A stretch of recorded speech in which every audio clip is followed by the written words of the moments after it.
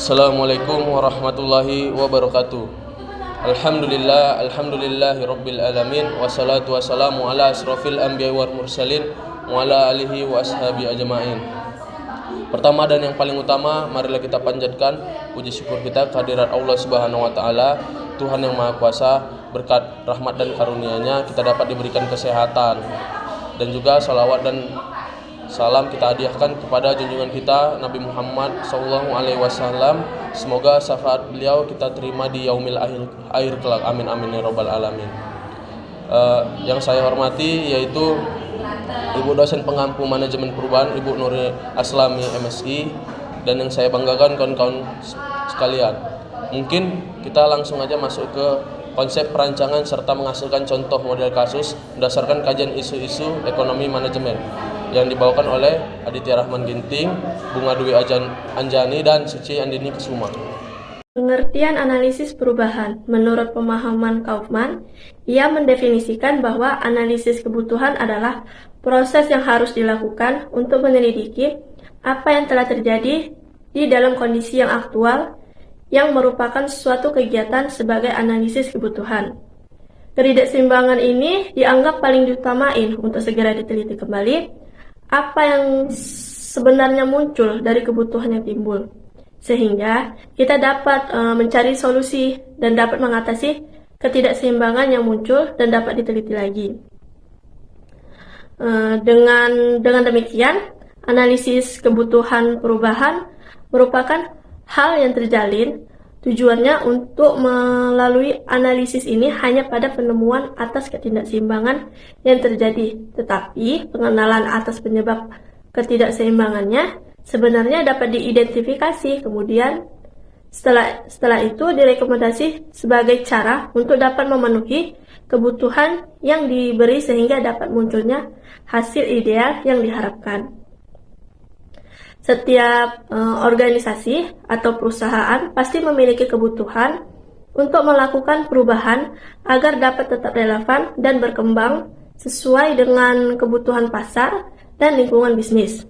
Namun, perubahan tidak bisa dilakukan sembarangan tanpa analisis kebutuhan. Analisis kebutuhan perubahan ini merupakan proses identifikasi masalah dan kebutuhan yang ada di dalam organisasi tersebut, sehingga kita dapat lakukan adanya perubahan yang tepat dan efektif. Yang kedua, ada masalah dalam perubahan. Tidaklah bentuk dari adanya penolakan di atas, adanya perubahan tidak selalu terlihat secara langsung karena bentuk yang standar. Penolakan bisa terlihat sangat jelas atau eksplisit, dan lalu segera misalnya mengajukan penolakan, mengajukan pemberhentian demo, dan yang sejenisnya. Atau bisa juga tersirat atau implisit, dan misalnya kesetiaan kepada organisasi yang berkurang, memotivasi kerja yang menurun, kesalahan kerja yang bertambah, dan peningkatan absensi yang tidak hadir, dan meningkat hal yang lain-lainnya. Hal ini juga bisa menjadi masalah seperti tidak ketersediaannya informasi, konfigurasi pada pembangunan yang up to date. Tiga itu ada analisis kebutuhan perubahan. Satu, mengidentifikasi masalah dan kebutuhan. Langkah pertama dalam melakukan analisis kebutuhan ialah melakukan perubahan dengan mengidentifikasi masalah dan kebutuhan yang ada di dalam organisasi tersebut. Hal ini dapat kita lakukan dengan melalui berbagai macam metode seperti pengamatan, wawancara, dan peninjauan. Dalam proses ini penting untuk memasukkan berbagai pihak yang terkait dengan masalah dan kebutuhan yang ada. Yang kedua itu ada evaluasi dampak. Setelah masalah dan kebutuhan telah tertunjuk, langkah setelahnya adalah melakukan evaluasi dari adanya perubahan yang akan kita lakukan. Dalam evaluasi dampak ini perlu kita pertimbangkan lagi dari berbagai faktor seperti biaya, waktu, dan sumber daya manusianya. Dalam proses ini sangat penting untuk membuat perencanaan yang matang agar perubahan yang dilakukan dapat berjalan efektif. Yang ketiga itu adanya rencana perubahan. Kita membuat rencana adalah langkah selanjutnya setelah masalah dan kebutuhan telah dinilai agar dapat dilaksanakan serta efektif dan dampak telah dilakukan. Maka langkah selanjutnya ini rencana perubahan harus sesuai dengan data yang tersedia dan berbagai faktor lainnya yang dapat mempengaruhi untuk disusun secara sistematis dan tersusun rapi agar bisa diimplementasikan dengan baik. Rencana perubahan juga harus benar dengan sumber data yang tersedia dari berbagai faktor yang mempengaruhi.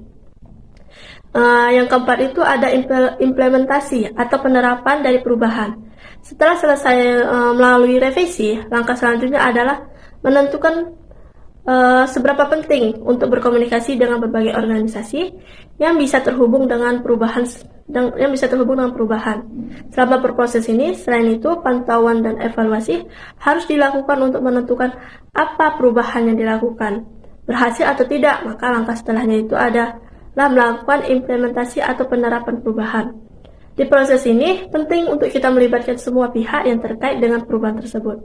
Selain itu, perlu dilakukan monitoring dan evaluasi agar dapat mengetahui apakah perubahan yang dilakukan sudah efektif atau belum. Yang kelima itu ada pemeliharaan perubahan. Setelah semua perubahan itu berhasil diterapkan, maka langkah akhirnya adalah dengan melakukan pemeliharaan perubahan. Pemeliharaan perubahan ini dilakukan agar perubahan yang dilakukan dapat berlangsung secara berkelanjutan. Dalam proses ini, sangat perlu kita lakukan dalam pantauan dan evaluasi secara berulang untuk dapat Materi selanjutnya yaitu perumusan perubahan. Tindakan untuk pengembangan rencana jangka panjang dari manajemen yang efektif melihat kesempatan dan ancaman yang diselaraskan dengan kondisi internal. Mengenali peluang dan kesempatan yang akan menjadi data dalam menyusun rencana perubahan jangka panjang yang fleksibel. Perumusan merupakan perubahan yang berkaitan dengan pengembangan serta perbaikan maupun penyesuaian yang meliputi struktur, teknologi, metode kerja maupun sistem manajemen suatu organisasi. Suatu organisasi tidak harus melaksanakan suatu perubahan apabila organisasi masih tanggap mengadopsi perubahan yang terjadi, khususnya perubahan eksternal atau environment change.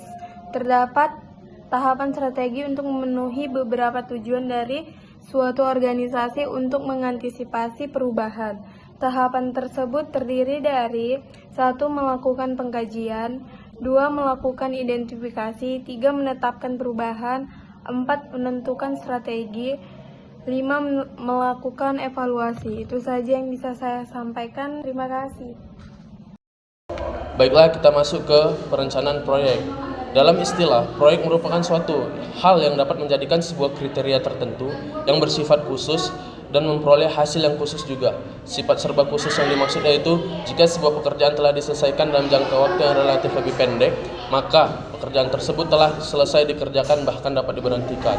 Dalam manajemen, selama pengembangan proyek, yakni mulai dari studi kelayakan hingga implementasi, pencatatan biaya, durasi dan kegiatan, serta pelaporan atas ukuran-ukuran proses yang dilakukan. Namun, setelah pasca implementasi kaji ulang, mekanisme penelusuran dan pelaporan akan diberhentikan proyek selesai.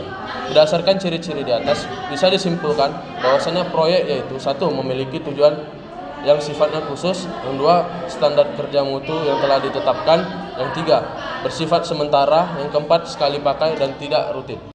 Kita masuk ke prinsip-prinsip manajemen proyek. Proyek terdapat 10 prinsip manajemen proyek, yaitu 1. Menggambarkan fokus suatu proyek, yang kedua penghargaan kegiatan produksi, yang ketiga tercakup dalam fungsi organisasi, yang keempat mengikuti perubahan teknologi, yang kelima pengendalian dan perencanaan terhadap semua aktivitas, yang keenam mencakup otoritas sumber daya dan responsibilitas, yang ketujuh interaksi waktu, anggaran dan kualitas kerja, yang kedelapan proses fungsi organisasi, yang kesembilan kerjasama dalam suatu tim kerja, yang ke-10 berorientasi kepada konsumen. Analisis perencanaan proyek. Dalam sebuah pengembangan proyek, terlebih dahulu diterapkan perencanaan serta jumlah anggaran yang harus disesuaikan dengan berdasarkan hitung-hitungan sistematis, mulai dari orientasi hingga ke tahap finishing. Kita analogikan sebagai contoh studi kasus berikut ini. PT Wika berencana membuat proyek jalan tol, dan proyek tersebut memakan waktu kurang lebih sebanyak 1 tahun. Pengerjaan dengan anggota proyek berkisar 1.000 orang, tenaga kerja, dan dana yang dibutuhkan sekitar 10 triliun rupiah. bisakah membuat rincian pengerjaan proyek tersebut? Di sini saya sudah menjabarkan dari studi kasus yang saya buat sendiri, yaitu ada di PPT dari tanggal 1 Januari sampai 1 Februari melakukan pengukuran lapangan dan perkiraan anggaran itu sekitar 10 sampai 150 juta rupiah dengan jumlah SDM 100 orang. Yang kedua 1 Februari sampai 1 Maret penggalian lubang fondasi yang anggarannya itu 10 sampai 20 miliar rupiah dan jumlah SDM-nya itu 1000 orang. Yang ketiga 1 Maret sampai 1 April pemasangan lot fondasi dan pengerjaan fondasi dan perkiraan anggaran 20 sampai 40 miliar rupiah dan jumlah SDM 1000 orang. Yang keempat 1 April sampai 1 Juni pemasangan baja ringan untuk jalan. Ya, perkiraan anggaran 50 sampai 60 miliar rupiah. Total SDM 1000 orang. Dan yang kelima 1 Juni sampai 1 September mulai pengaspalan jalan yang perkiraan anggaran 100 sampai 120 miliar. Jumlah SDM itu 1000 orang. Dan 1 September sampai 1 November pemasangan saluran air atau talang air hujan yang berkisar antara 100 sampai 120 miliar. Jumlah SDM yaitu 1000 orang. Yang ketujuh 1 November sampai 1 Januari tahap finishing, yaitu tahap finishing mulai dari pengecetan jalan atau